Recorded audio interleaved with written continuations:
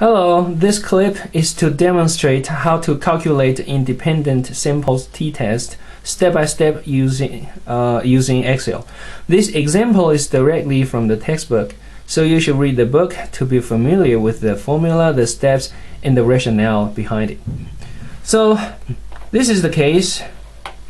Suppose Suzanne asked two groups of people to taste a $10 label versus $90 label wine. And then rate how much they like the wine from 1 to 5. Actually, it's the same wine. We know if a product is too cheap, people might think it must be of low quality and refuse to buy it.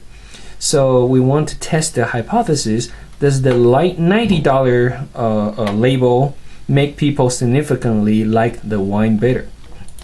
So here are the data.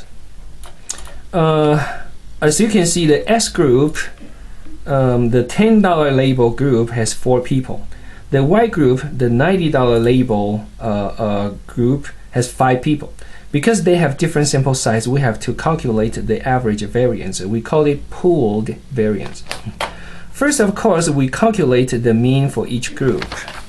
And you should know how to do it already. Average, you highlight the data points. And average. Now there are 5 cases, so make sure you highlight all 5. Alright, so this is the average. Next, we calculate the deviations or the distance of each data point from the mean for each group. Alright, so this is for X. This data point minus 2.5. Let's type it up. And okay, let me see. But you have to be careful here. Here there are only 4 people in the S group, therefore only 4 data points. So drag it to only 4 data points. Make sure you calculate only 4 data points. If you by accident calculate an extra cell like this, now and include it in the calculation, all the following calculation will be incorrect. Okay. Alright, now let's calculate y. So 2.9 minus 4.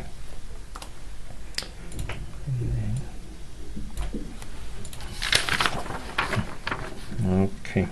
After calculating the deviations for each group, we square each value and add them up to get the sum of square. So this little hat and then 2, that's a square. You okay? I think so. This is really casual. No yeah, no. And then this.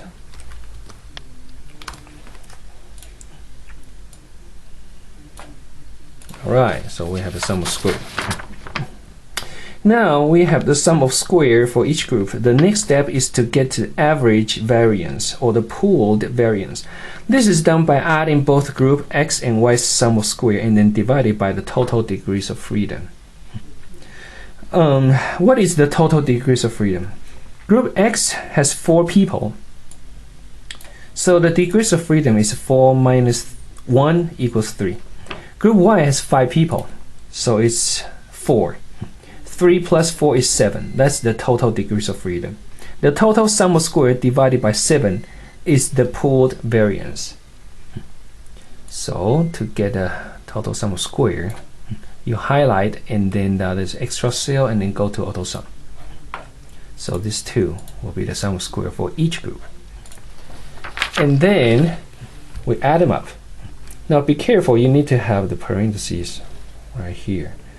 Highlight this and then add this number, parentheses, and then divide it by the total degrees of freedom, which is 7. Okay. Now look at the formula for the independent sample t-test. Here. And this symbol S here, as we say, is the estimated standard deviation. Now when we square it, it becomes the variance. So this whole thing is pooled square. This whole thing means a pooled variance. Now, according to this formula, we have to divide the pooled variance by the sample size right here, of each group. Okay. So this number first are divided by the sample size of x, which is 4. And then again, this number divided by y's sample size, which is 5. Now we have these two numbers. After that, we add these two numbers up.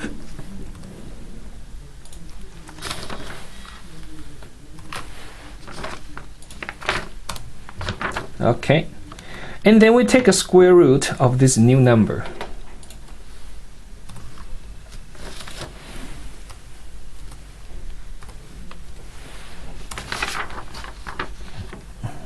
Okay, yeah. Now this is a standard error. This one. Alright, now according to the formula, t-value is the difference between sample means divided by standard error. So here is a sample mean divided by standard error. Different simple mean difference. Alright. So group X mean minus group Y mean, and then divided by this standard error, this will be the t-value. Alright, so parentheses. This number minus this number, parentheses, then divided by this number. Okay. Oh, right. Now, okay. Actually, we can check if our calculation is correct or not by going to data and then data analysis, and then go to choose the right test. This is a t-test. 2 sample assuming equal variance. That's independent sample t-test. Alright. Now the range for the first group is here, and then the second group right here. And then output. That means you want the system to show the result for you. You highlight this cell. That's good enough. Okay. And then this here is the t-stats. Hey, it's the same with this one, so you're right. Of course, yeah, this process must be correct. Now, we need to find the critical value, right? Is this value in the critical region? We have to find the critical value first. So in order to find the critical value, we must know the total degrees of freedom, which we just mentioned is 7. Then we go to the t-table, two-tailed alpha level 0.05. That's the critical value. So I use a pencil. Now, so this is the t-table. We always look at the two tails, so it's on the right hand side. 7.05 level, that is 2.365. If you can see that, hopefully. Okay. Alright, so 2.36. Yeah, fine. Okay. Yeah.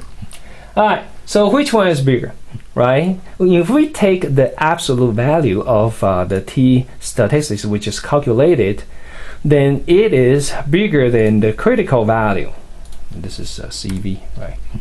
Then that means we need to reject the null hypothesis because this value is in the critical region. Okay. Okay. So look at the mean here. 2.5 versus 4. You should be able to interpret the data. Remember, this is interpreting the data that the $90 label does make people significantly like the wine better. Thank you.